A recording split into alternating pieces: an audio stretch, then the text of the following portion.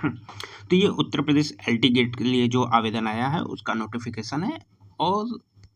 शैक्षिक अर्हता के लिए तमाम सारे प्रश्न लोग पूछ रहे हैं, ठीक है,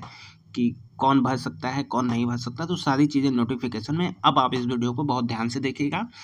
कौन किस विषय के अंतर्गत जो है आवेदन कर सकता है।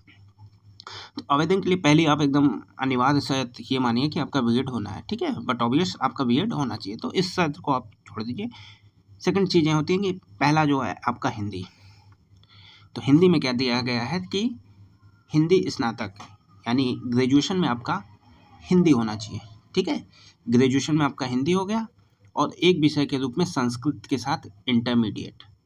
यानी आपका ग्रेजुएशन में हिंदी हो और इंटरमीडिएट में एक विषय के रूप में आपका संस्कृत होना चाहिए, ठीक है, तो वो लोग हिंदी में आवेदन कर सकते हैं।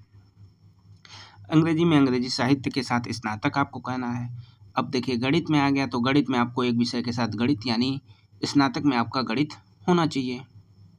ठीक है, स्नातक में आपका यानी ग्रेजुएशन में आपका गणित होना चाहिए, बीएड होना चाहिए गणित में। विज्ञान में देखिए कि विज्ञान में क्या दिया है कि विषयों के रूप में भौतिक विज्ञान और या नहीं दिया है, भौतिक और रसायन के साथ स्नातक, यानी जो आपका ग्रेजुएशन है उसमें आपका फिजिक्स और केमिस्ट्री होना चाहिए, ये दोनों विषय होने चाहिए। ऐसा नहीं कि कोई एक विषय है तो आप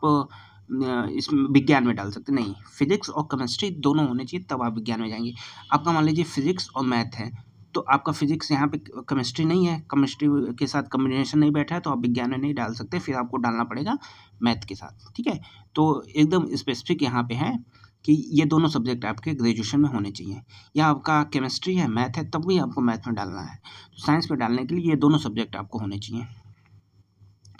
फिर सामाजिक विज्ञान में देख लीजिए, तो सामाजिक विज्ञान में क्या एलिजिबिलिटी है कि हिस्ट्री, जियोग्राफी, फिर पॉलिटिकल और इकोनॉमिक्स, ये 4 सब्जेक्ट हैं। इन 4 सब्जेक्ट में से कोई 2 विषय आपके स्नातक होने चाहिए, या इतिहास के साथ भूगोल हो गया, इतिहास के साथ राजनीतिक हो गया, इतिहास के साथ अर्थशास्त्र हो गया, अर्थशास्त्र राजनीतिक हो गया, मतलब इन 4 में से आपके ग्रेजुएशन के रिजल्ट पे कोई 2 सब्जेक्ट हैं, तो आप एलिजिबल हैं सामान्य ज्ञान के लिए, ठीक है। ये बात हो गई सहायक अध्यापक। फिर यहाँ पे असिस्टेंट टीचर के लिए आप देख सकते हैं एलिजिबिलिटी, बीटेक वाले भी, बीए कंप्यूटर साइंस वाले भी भर सकते हैं, यहाँ पे और है, मतलब ये एलिजिबिलिटी होनी चाहिए, या कंप्यूटर साइंस में होनी चाहिए, या ग्रेजुएशन इन कंप्यूटर एप्लीकेशन में होनी चाहिए, या ए लेवल होना चाहिए, ठीक है, या बीटेक होना चाहिए, तो ये सारी चीज़ें होनी चाहिए।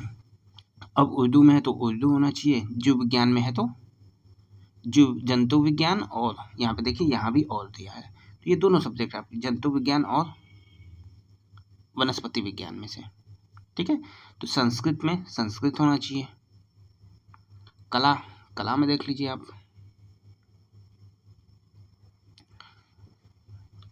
किसी कोर्स कला के साथ स्नातक, ठीक है, या अन्य एलिजिबिलिटी यहाँ पे है कि ललित कला यानी बीएफए भी स्नातक जो है वो भी आवेदन कर सकते हैं। संगीत का भी यहाँ पे आप देख सकते हैं, एक विषय में संगीत के साथ स्नातक, और इसके अलावा भारत खंडे संगीत महाविद्यालय से संगीत विशारद अथवा प्रयाग संगीत समिति इलाहाबाद से संगीत प्रभाकर, ये दोनों डिग्रियां हैं, तो आप जो है भर सकते हैं। और कोई एलिजिबिलिटी बची, ये वाणिज्य का वाणिज्य में हो जाएगा, शारीरिक शिक्षा वहाँ भी चले जाएंगे, होम साइंस वाले भी हो जाएंगे, और यहाँ पे कृषि, तो ये सारे जो है इस तरीके से आप एलिजिबल हैं, ठीक है, समझ में आ गया होगा। टेलीग्राम चैनल से जुड़ जाइए, वहाँ पे जितने फ्री नोट्स हैं आपको वहाँ पे फ्री नोट्स अवेलेबल हो जाएंगे। इसके अलावा जिनको पेड कोर्स से जुड़ना है वो टेलीग्राम पे जो है मैसेज कर देंगे, ठीक है।